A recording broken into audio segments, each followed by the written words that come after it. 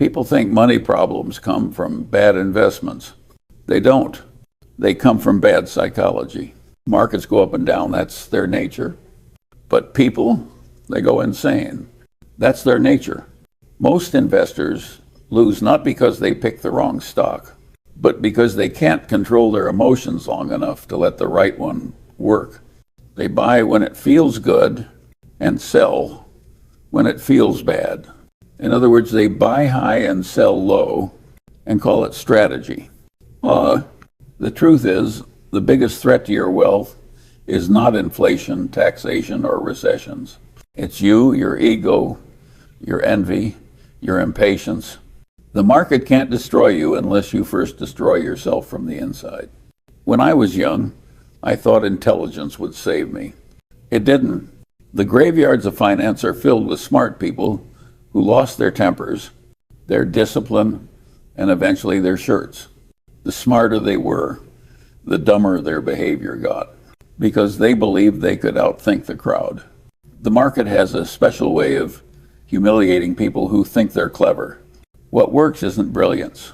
It's temperament, staying calm when others panic, and rational when others chase the next miracle. Most people don't realize it, but investing is a psychological endurance test disguised as a math problem. You win not by predicting the next move, but by surviving your own impulses long enough to benefit from compound interest. And yet, survival is exactly what most people fail at. They can't stand boredom. They can't resist excitement. They mistake activity for progress and end up broke with stories instead of returns. You show me a man who can sit quietly while his neighbor gets rich, and I'll show you a man who will stay rich for life. Because money doesn't reward intelligence, it rewards emotional stability. The late Benjamin Graham said the market is a voting machine in the short run and a weighing machine in the long run. Most people never live long enough in their portfolio to see that weighing. They panic and jump off the scale the moment it tilts. You can't fix that with an MBA or a spreadsheet. That's a character problem, not an IQ problem. And character doesn't compound like capital. It's built the hard way by enduring discomfort without doing something stupid. So when people ask me for the secret to investing, I tell them something they never like hearing. The secret is learning to not react. Not to noise, not to fads, not to envy. Everyone wants to act. Few have the discipline to sit, and fewer still can sit without resentment while others get richer first. That's why the psychology of money isn't about finance, it's about human nature. And human nature doesn't change, no matter how many books or podcasts you consume. Greed, fear, envy, those are ancient forces. You can't erase them. You can only outsmart them. So here's the first rule of money. Don't trust yourself too much. When you think you're being rational, check again. You're probably being emotional with better vocabulary. If you can understand that, you've already beaten 90% of investors, because the rest are still trying to win a psychological war with a calculator. If you want to understand why people go broke, don't study economics, study psychology. Humans evolved to survive the jungle, not the stock market. Our brains are built for instant reaction, not long-term patience. Back in the caves, if you saw a tiger, you ran. If you found food, you ate. That wiring kept you alive. Now it makes you buy high and sell low. Fear and greed, the two oldest forces in the world, still drive 99% of financial behavior. It's not that people don't know what to do. They just can't do it. I've watched investors sit on a gold mine and still find a way to panic themselves out of it. The stock drops 10% and they act like it's the end of civilization. Meanwhile, the patient man quietly gets rich doing nothing. I once said the first rule of compounding is to never interrupt it unnecessarily. But that's exactly what people do. They interrupt their own success because boredom feels unbearable. They can't leave well enough alone. Envy makes it worse. Your neighbor makes money faster, and suddenly your own plan feels stupid. So you copy him right before his luck runs out. Envy is the one emotion that doesn't even give you pleasure. It just eats you from the inside while you pretend to be rational. It's a guaranteed way to destroy both your peace and your portfolio. Warren and I watched this happen 1,000 times. A man buys a great business, then sells it because someone else doubled their money faster. He trades a lifetime of wealth for a moment of superiority. That's not investing. That's monkey behavior dressed in a suit. You can't reason with envy. It's not logical, it's biological. That's why I call it the monkey in the mirror.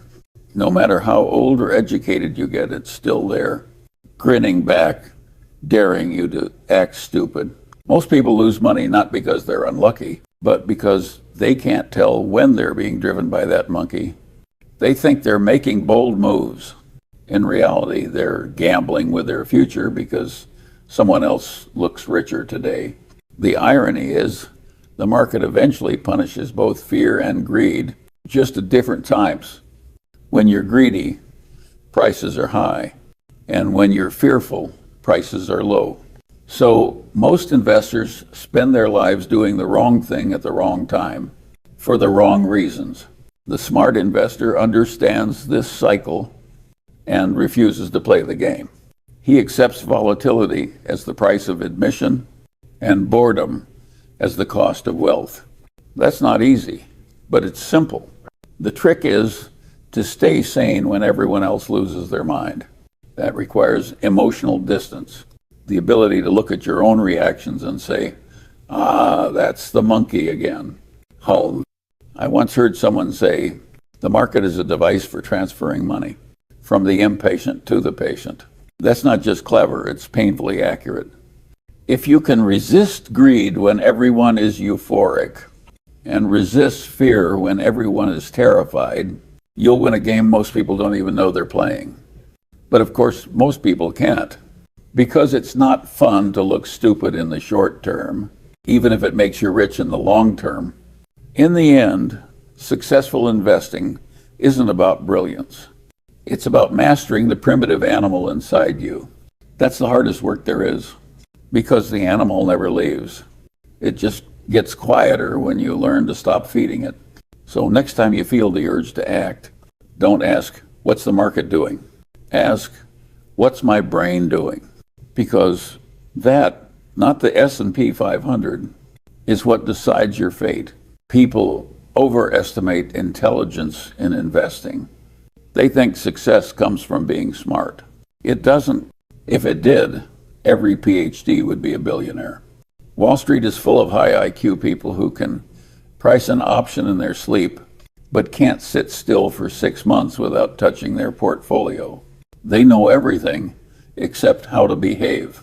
I've said it before. A lot of brilliant people are absolutely hopeless at making money. They can recite economic theories, but they can't resist the urge to act when they should be sitting on their hands. The problem isn't lack of information. It's the illusion of control. The smarter you are, the harder it is to accept that you can't outsmart randomness. You think you can predict it, manage it, dominate it, until it humbles you. Markets have a way of teaching humility. They don't care about your IQ, your credentials, or how clever your Excel model looks. They only care about your behavior when things get ugly. I remember a period during the 1970s. Inflation was running wild. People thought America was finished, and every expert had a new theory to explain it. Most of them went broke, not because they were wrong, but because they couldn't admit they didn't know. Warren and I made plenty of mistakes too, but we never pretended to understand more than we did. We stayed within our circle of competence and ignored the noise. That's what intelligence really means in investing, knowing where your intelligence stops. If you need a formula for success, it's this. Temperament is greater than IQ, always, because discipline doesn't panic when the market does. Intelligence without humility leads to arrogance, and arrogance is just ignorance in fancy clothing.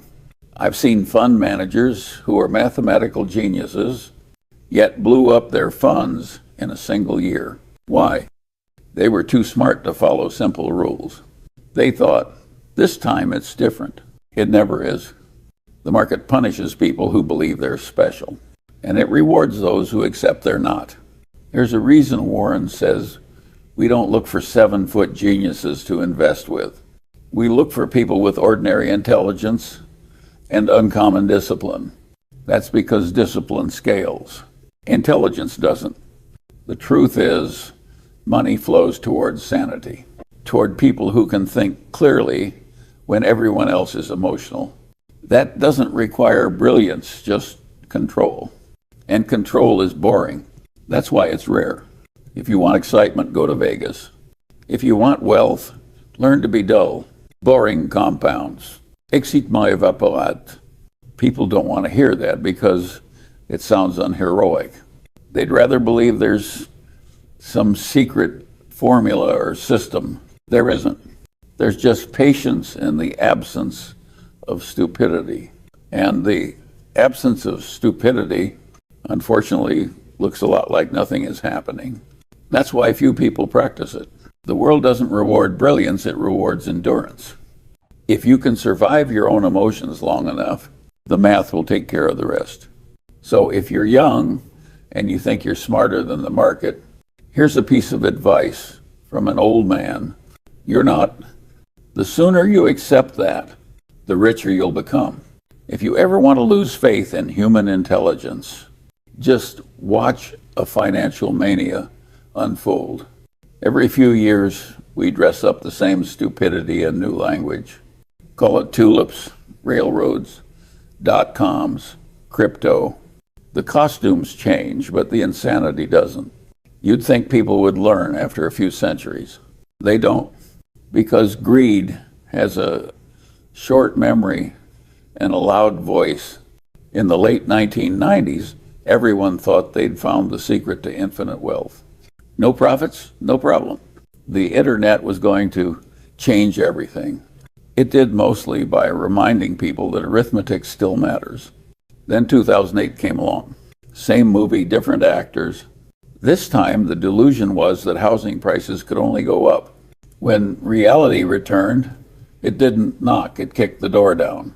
The crowd always believes it's smarter than history, and history always proves it's not. What fascinates me isn't the bubbles themselves, it's the psychology underneath them. Each generation believes it's immune to the madness of the last. Then they fall for the same trick wearing a shinier suit. People join crowds for comfort, not truth. When everyone's getting rich, being skeptical feels lonely, and people fear loneliness more than poverty. That's the real reason manias spread. Social proof. No one wants to be the only sober man at a drunken party. It's easier to stay quiet and dance until the floor collapses. Warren and I learned long ago, you can't make money agreeing with the crowd. You make money by being right when the crowd is wrong and waiting long enough for them to notice. But that waiting is the hard part. The crowd looks smart for a long time before it looks stupid. Patience is what separates the rich from the ruined. The lesson is simple, though never easy. If you need reassurance from others, you're already finished. Because the moment your opinion depends on the approval of the herd, you've handed them control over your fate.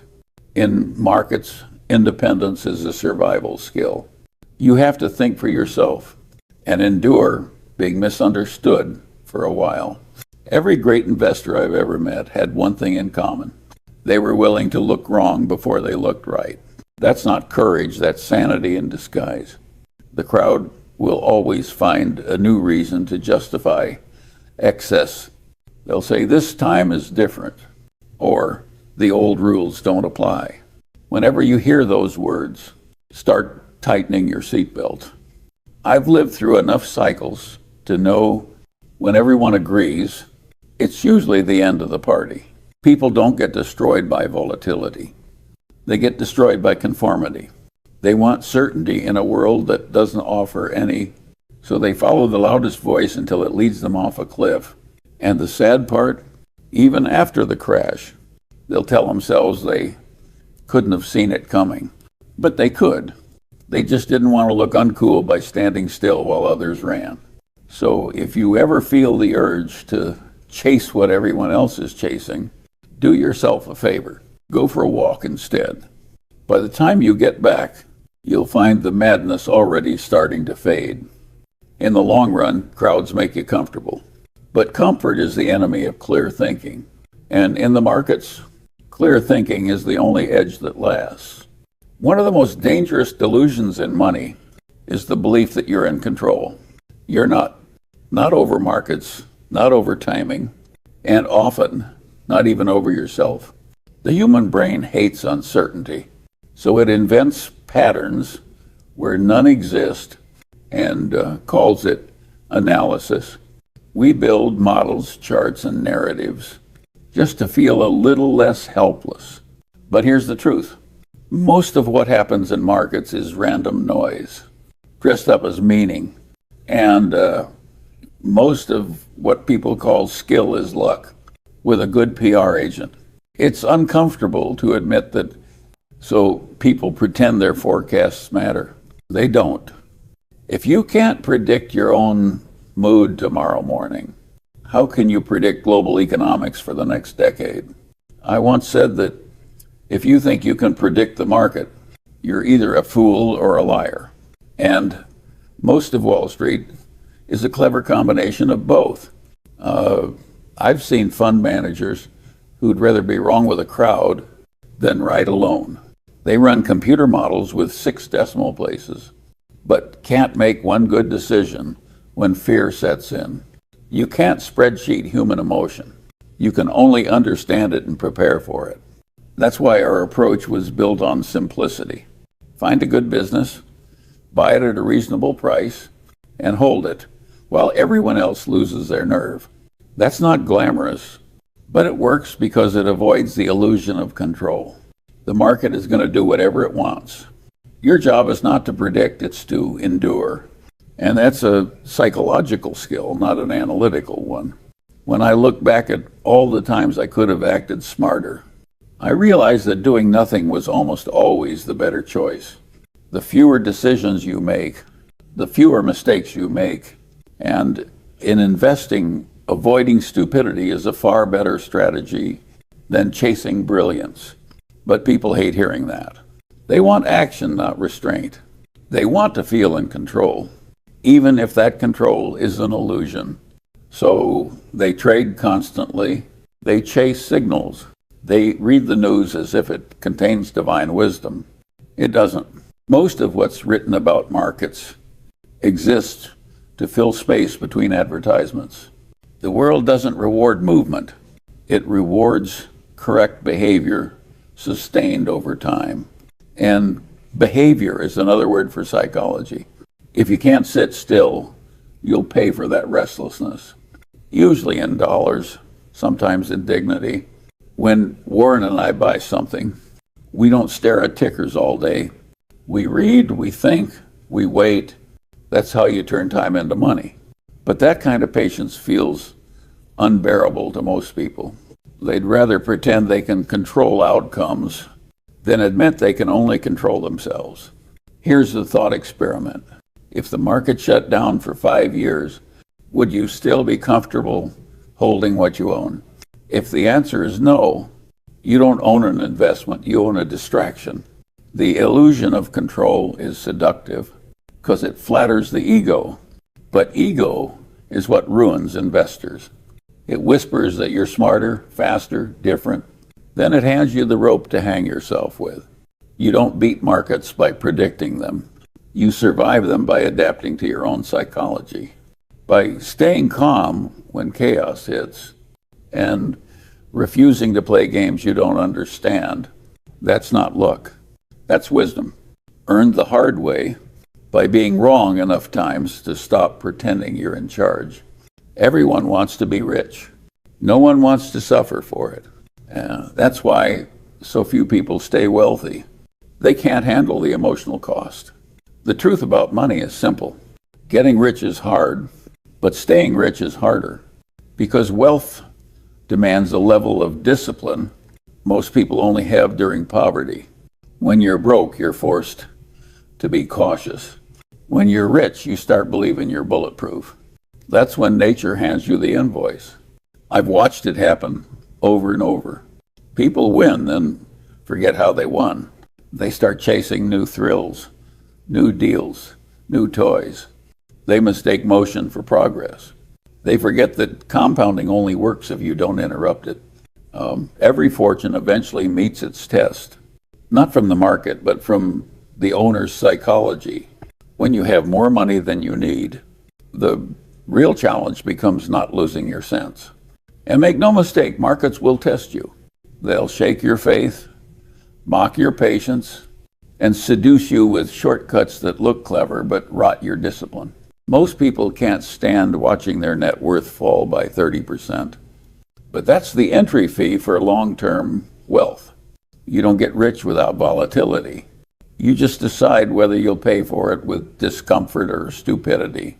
Discomfort is temporary. Stupidity is permanent. The problem is that people confuse temporary pain with permanent loss. They sell great businesses because the stock fell. That's like divorcing your spouse because they caught a cold. Pain is part of the process. It's the market's way of checking who actually deserves the reward. I remember in the 1970s when inflation and pessimism ruled the world. Stocks were cheap because no one wanted them. We bought when others despaired, not because we enjoyed suffering, but because we trusted arithmetic more than emotion.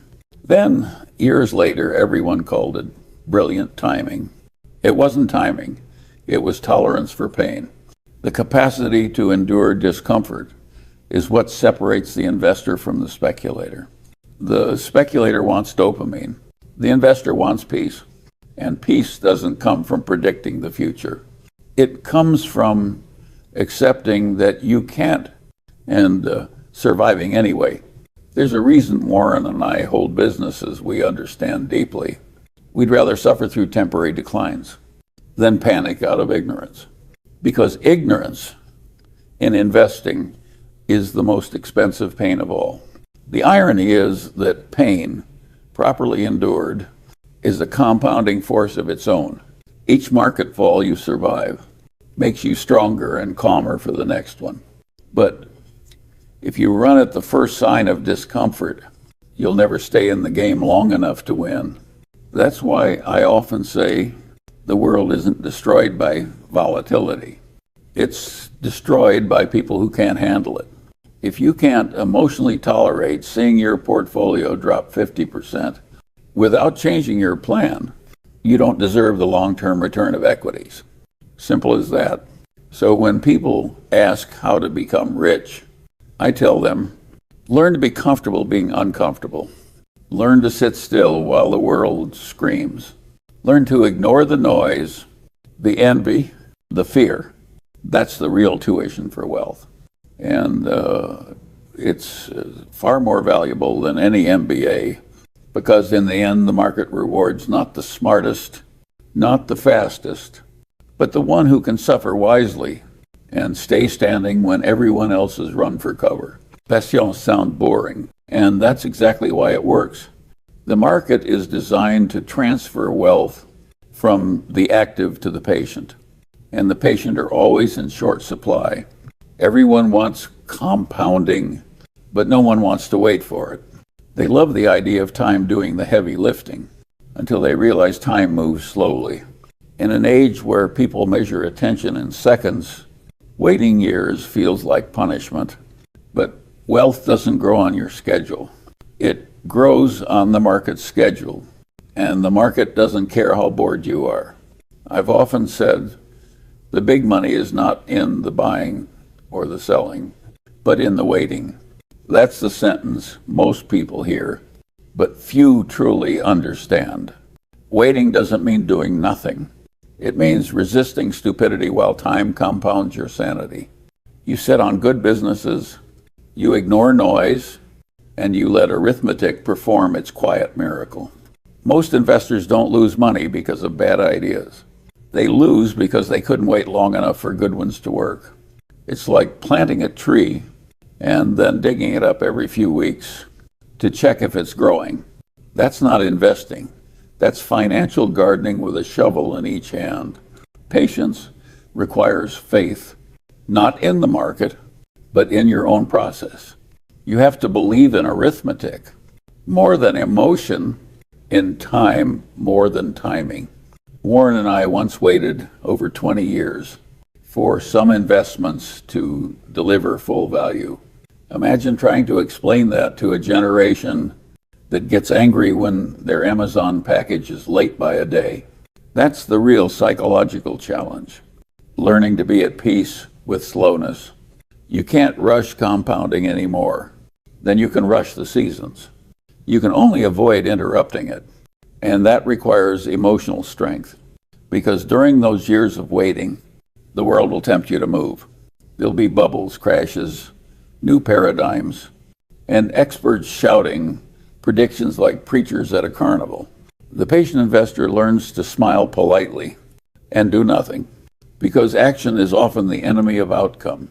When you finally understand that, patience stops feeling like a burden and starts feeling like a weapon. It gives you an advantage others can't replicate, because they don't even know it's an advantage. In markets, most people think speed creates wealth. It doesn't. Stillness does. Stillness allows compounding to do its quiet work, while the impatient burn their capital chasing shortcuts. If you want an easy filter for future success, ask yourself this: can I wait a decade without losing faith? If the answer is no, then the market will eventually take your money and give it to someone who said yes. Patience, properly understood, isn't laziness. It's strategic inactivity. It's the discipline of letting time do what your impulses can't. So yes, patience is boring, but boredom is underrated. It's the quiet space where wealth grows and where fools lose interest. The secret is simple. If you can learn to enjoy the wait, you'll eventually own everything the impatient once desired. If you really want to make yourself miserable, don't smoke, drink, or gamble. Just start comparing. Envy is the deadliest sin in investing, not because it kills your portfolio quickly, but because it eats your peace slowly. It's also the most pointless sin because there's no fun in it. At least gluttony tastes good, and greed feels exciting for a while. Envy just burns your insides while you smile in public. I've seen men with $100 million feel poor because someone else made 200. That's not poverty, that's pathology. The world constantly throws envy in your face. Your neighbor buys a new car. Your colleague doubles his income. Some idiot online claims to have made 10,000% on a coin with a dog's face. And suddenly, your sensible life feels like failure. That's the psychology of money at its worst. It tricks you into measuring yourself by other people's scoreboard. And once you do that, you've already lost. You stop asking, what's enough for me? And start asking, why not me? That's when greed disguises itself as ambition, and common sense goes out the window. I've never seen anyone go broke for underestimating envy. It's everywhere in boardrooms, in neighborhoods, in marriages. It's the invisible tax on happiness. Envy leads to dumb behavior because it distorts perception. You stop thinking in absolute terms and start thinking in relative ones. You don't care about earning 10%. You care that your friend earned 12. The problem is you can never win that game. There's always someone richer, luckier, louder. If envy were a contest, the prize would be endless frustration. I learned early that life gets easier when you admire instead of envy. Admiration is fuel. It pushes you to learn, to grow, to stay rational. Envy just corrodes your ability to think. When Warren and I built Berkshire, we weren't trying to be richer than anyone. We were trying to be wiser than our past selves. That's a much saner competition because it's the only one you can actually win. You'll never master money until you master comparison. The world wants you to believe wealth is a race, but it's not. It's a quiet game between your patience and your impulses. And envy is the impulse that breaks the silence. It whispers, do something, lay. So you chase fads, you take risks you don't understand, and you end up exactly where you started, only angrier. The cure is simple but not easy. Learn to be content, not complacent content. Know what enough looks like, and have the courage to stop running once you reach it. If you don't, you'll spend your life climbing ladders, leaning against the wrong walls. And by the time you realize it, you'll be too tired to climb back down. Envy is the one emotion that guarantees you'll never enjoy success, no matter how much you have. So if you want peace of mind with your money, start by killing envy, and do it quickly before it kills your judgment, your joy, and your sanity. Because in the end, it's better to be reasonably rich and content than spectacularly rich and perpetually miserable. People love to complicate simple things. It makes them feel intelligent. But in money, as in life, complexity is usually a disguise for confusion. The truth is, wealth has always come from the same few principles. Spend less than you earn, invest what's left, and don't interrupt the compounding. That's it. But try telling that to someone looking for excitement. Most investors can't stand simplicity because it feels too plain to be profound. They want algorithms, indicators, and secret insights. They want the illusion of sophistication. But markets don't reward sophistication. They reward discipline. When I was young, I made the same mistake. I thought intelligence meant having complex opinions. It took me decades to learn that the older and wiser you get, the simpler your worldview becomes. The irony is that everyone says they want to think like Buffett and Munger, but they skip the part where we do almost nothing most of the time. We don't chase, we don't predict, and we don't confuse activity with achievement. We prefer obvious ideas executed patiently over brilliant theories executed poorly. Here's a little secret. The world's best investors spend more time reading and thinking than buying and selling. That's because they understand something the rest don't. Decisions compound the same way money does. Make fewer but better decisions, and you win by subtraction, not addition. The average investor does the opposite. They collect data like hoarders, mistake complexity for control, and drown in information while starving for wisdom.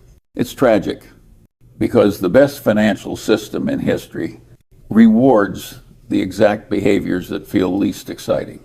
The path to wealth looks like this: earn consistently, save consistently, invest rationally, wait endlessly. That's it.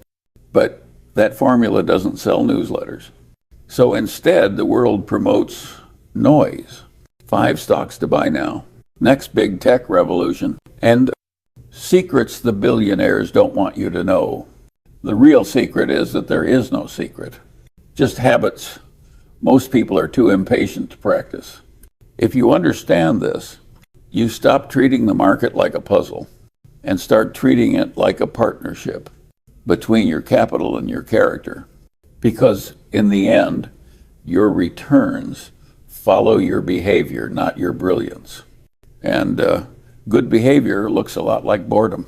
That's why simplicity is so powerful. It removes ego from the equation. It forces you to focus on what matters: time, discipline, and arithmetic. Simplicity is the highest form of sophistication because it requires the most understanding to embrace. It means knowing exactly what to ignore And if you think that sounds too easy, ask yourself why so few people are wealthy. Most don't fail because they're stupid. They fail because they can't resist making something simple, more complicated than it needs to be. So remember this. If your investment philosophy fits on a napkin, you're probably on the right track. If it requires a 30-slide presentation, you're probably selling something to yourself. In the end, money doesn't change you. It just shows you who you already were in high definition. If you were disciplined, money amplifies your discipline. If you were reckless, money gives your recklessness a larger stage. That's the uncomfortable truth people avoid. The psychology of money isn't about money. It's about character. You can't buy rationality. You can't outsource judgment. And you can't rent wisdom. You either earn them through pain and patience, or you stay a permanent student in the school of hard knocks. I've lived long enough to see all types. The brilliant fools, the humble winners, the envious losers, and the lucky idiots. They all made or lost money for the same reason. Their temperament. Markets will always test you. They'll tempt you when you should be cautious and scare you when you should be calm. If you don't know who you are before the storm, you'll find out the hard way when it hits. That's why I keep saying, your behavior matters more than your brain, because behavior is the bridge between knowledge and results. And most people burn that bridge with emotion. The wise investor accepts that imperfection is permanent. You'll never eliminate fear or greed. You just learn to observe them without obeying them.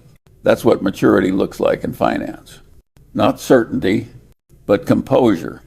If you can stay rational when the world loses its mind, you'll eventually own a big piece of that world. The irony of money is that once you understand it deeply, you stop being obsessed with it. You realize that the purpose of wealth is freedom, not display, security, not status. I've never envied the man with the bigger yacht. I've envied the man who sleeps soundly. Peace of mind is the ultimate dividend, and it's paid only to those who stop confusing appearance with substance. So here's how the psychology of money really works. You learn over time to detach your self-worth from your net worth. You stop reacting to noise. You start thinking independently, and you make peace with the idea that getting rich slowly is still the fastest way that actually works. It sounds simple, but it's the hardest thing in the world because it requires you to win a war, not against the market, but against yourself. And that's the one war most people never even realize they're fighting. So if you take one lesson from a long life of watching fortunes made and lost, let it be this. The market isn't your enemy. The economy isn't your enemy. Your neighbor's success isn't your enemy. Your own psychology is. Control it, and you'll never need luck again. 这段视频深刻探讨了金钱与投资成功的核心，并非复杂的金融理论或高智商，而是人类自身的心理学。他指出，财务问题往往源于错误的心理，而非糟糕的投资选择。市场波动是其天性，但人们的情绪波动才是导致亏损的真正原因，如因贪婪高买，因恐惧低卖。视频强调，财富最大的威胁不是通胀或衰退，而是投资者自身的自我、嫉妒和不耐心。成功的投资并非依靠预测市场，而是通过管理情绪，保持冷静和理性。作者以其年轻时的经历为例，说明高智商并不能保证成功，反而可能因自负而做出愚蠢行为。关键在于培养忍耐力，对抗无聊，抵制刺激，并避免将行动误认为进步。视频还深入剖析了嫉妒对投资的破坏性影响，以及从众心理的危险性。他告诫我们，市场总是惩罚那些急于求成和试图控制一切的人。真正的智慧在于接受不确定性，专注于简单的原则，量入为出，理性投资，并耐心等待复利效应。最终，金钱不会改变你的本性，只会将其放大。投资成功取决于你的品格、自律和在混乱中保持清醒的能力。